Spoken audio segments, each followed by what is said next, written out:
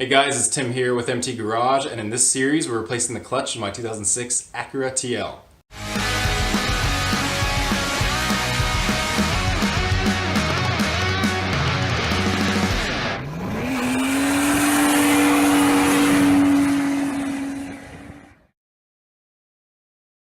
So we've got the car up on jack stands, the hood is off so we can see what we're doing with this beautiful light. And so what happened is the clutch started going on me over the last few months. So I went and ordered a new clutch. So I got the new clutch and flywheel.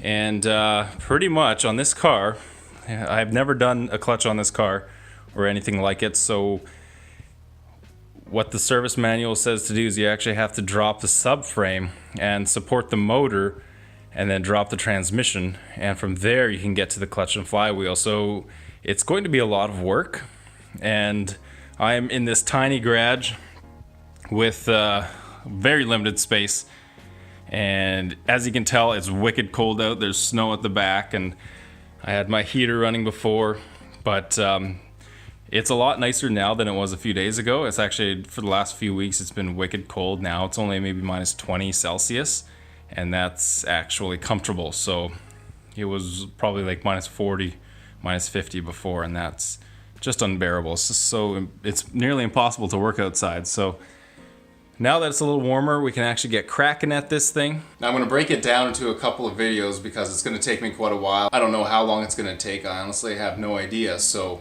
it's just going to be kind of a few videos on the progress of this thing, and it'll kind of be showing you how to do it at the same time if you happen to have a 2006, I think it's a 2002 to 2008 Acura TL.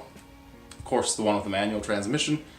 So there's not very many good videos out there on how to do it in this car, so maybe this will help you guys who are looking at that. And for the other MT Garage subscribers, it'll just be a good time. It'll be me, you know, busting up my knuckles and having a good time, and yeah, pretty much we're just gonna see if I can figure this out, because I know the service manual says I have to get a special tool to like put even pressure on the springs of the pressure plate or something. So it's like a $400 tool, and I'm not about to spend that when that's what I spent on my clutch. So what I'm gonna do is either see if it works without that pressure tool or build myself a tool, because it's pretty much just a big puller.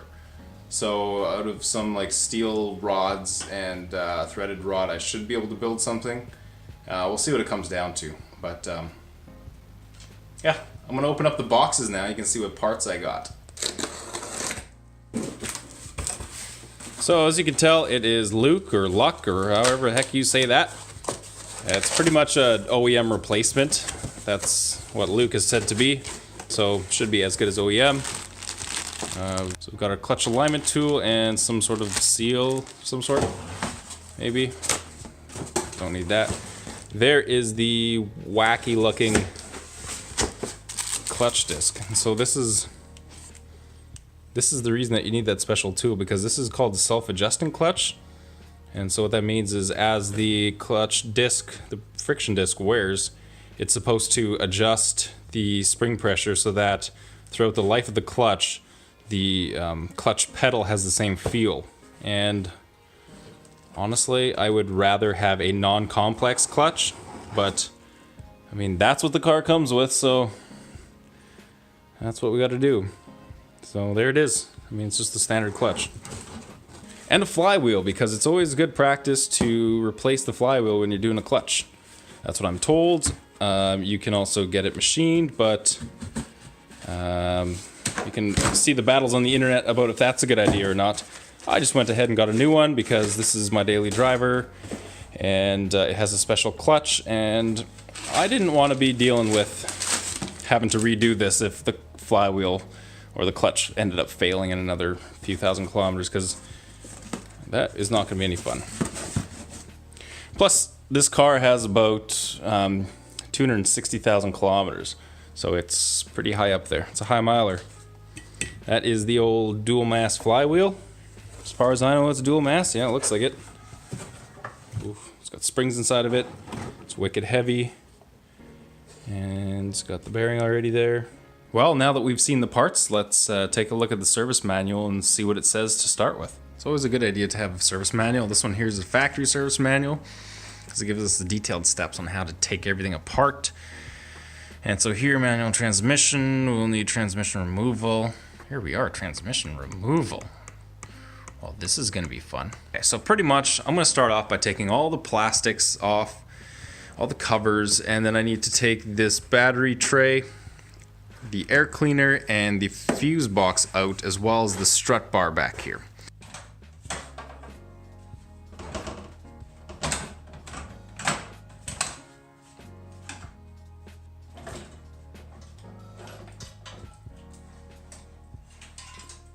So as you can see, I've removed all that plastic cover stuff, the air intake, the battery tray. I didn't remove the fuse box because I don't know why they say to do that. I loosened it up, but there's like, I mean, all the wiring going to it, so I don't know how they're expecting you to remove it. Anyways, it's loosened and it's got enough play that I can push it out of the way if I need. So then it said to kind of disconnect these sensors that I can see from up here. There's like speed sensors, reverse sensors, and all that. I don't even know what it all does. Then there was this vacuum hose here that I disconnected from there. And the next step in the manual is to remove the starter motor, all the cables and starter motor, and then just some more brackets and different things like that. And then after that, shifter cables. I'm just gonna kind of get to it, and next time you see me, I'll probably be working underneath the car. I was wrong, you won't see me under the car next because there's apparently a bunch of stuff to do up here. So what I got to do is disconnect the power steering hose from the pump and the return hose from the reservoir. And then I also have some motor mounts to take off, and then also 2 bolts that hold the transmission to the motor from the side here. And I think that's it. So I'm going to kind of show you what I did.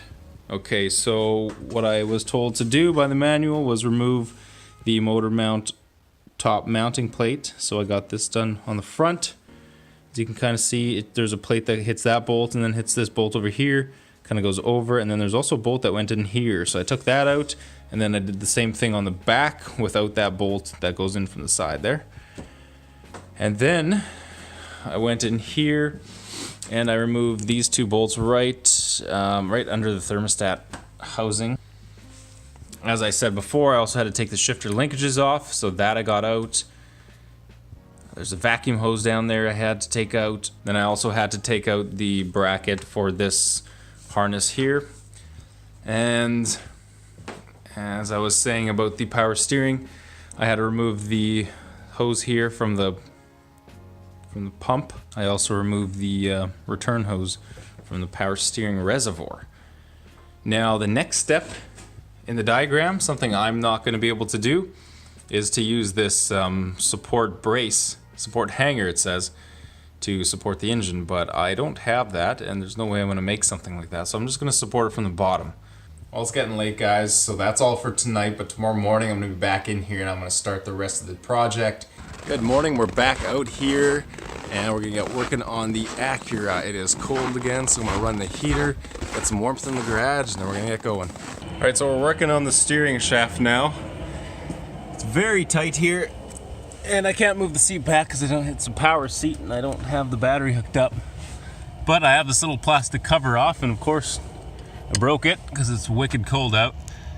But pretty much I have to take this bolt out and then take this shaft off, and I have to hold the shaft up with some wire. So I'm going to wire it up, take that bolt out, and that's it for inside this tight space. Okay, the shaft is off and it is hanging here with this cable. So that is it for inside here, thankfully, because it is tight and uncomfortable. Okay, now that I got that steering shaft out, I'm looking at the manual and it's saying to make sure the engine is supported from the top using this sort of engine brace from the top, which I don't have and I can't make that work in any way. So what I'm going to do is just support it from the bottom. And in doing that, it's going to kind of be in the way of all the stuff I have to do down there. So I'm going to kind of remove the parts that it says to remove. So it's things like exhaust and steering knuckles and stabilizer link, and because I'm actually taking the subframe out and lowering the subframe. So I'm gonna do that first, do as much as I can there without supporting the engine, because all the jack stands and the jacks that I'm gonna use to support it are gonna be in the way. So once I get to the point where I have to support the engine, then I'll put some jacks with some like 2x4s on the oil pan so that I can raise the motor up and keep it sturdy. And then I will start removing engine mount bolts and transmission mount bolts and the subframe. So pretty much I'm going to start working on the exhaust and suspension components underneath now. So let's crawl on the ground.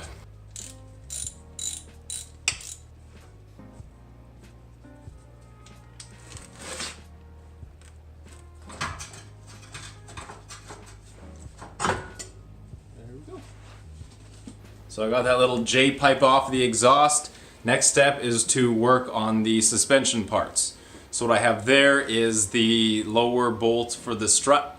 I have the tie rod end, stabilizer link, and then I can pop the drive shaft out. And so I have to do that on both sides, and that'll allow me to get the lower control arm and subframe out as one piece. So once I'm done that, then I have to go and take some more trans and motor mount bolts out, and pretty much the subframe should lower. So let's get to work on those suspension parts. So you can see here a few of the bolts I got to take off. First, the stabilizer link. I have a new part for it, and I think this one's actually shot.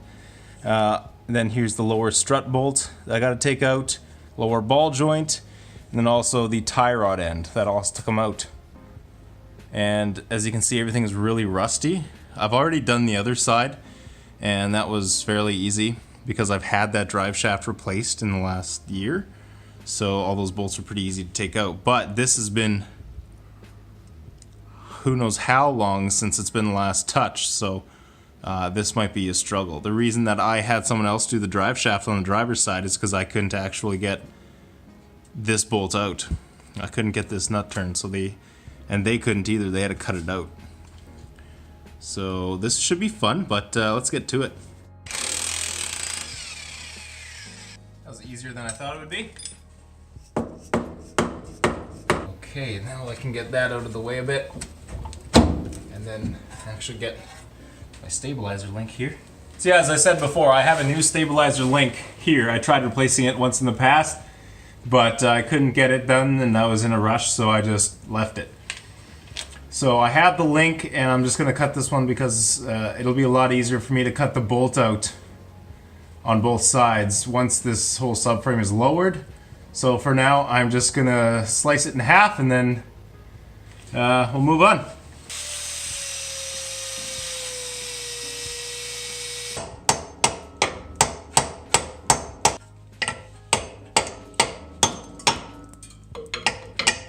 Okay, that'll also work. Could have just done that from the start. Caught a pin. Oops. Sorry about that.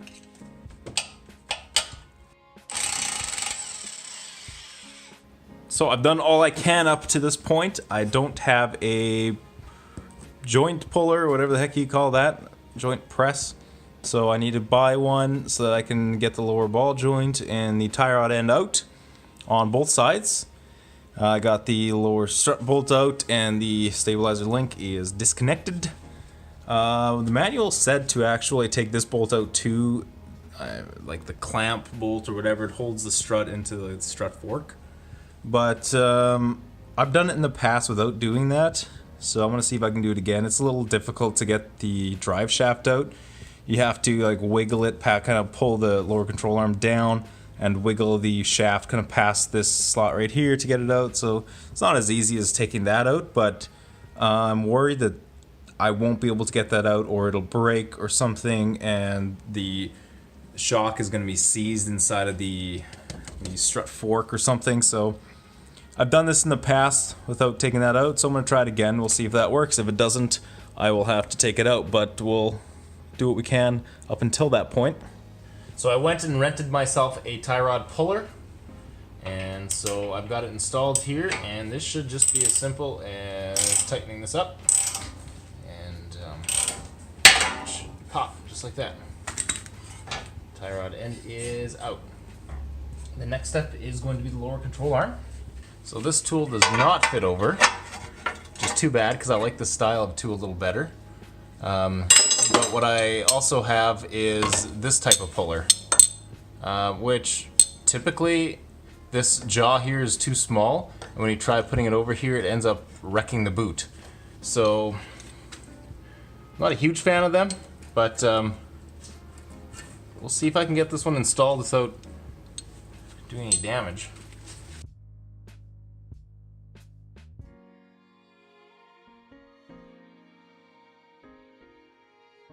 Wow, that is tight.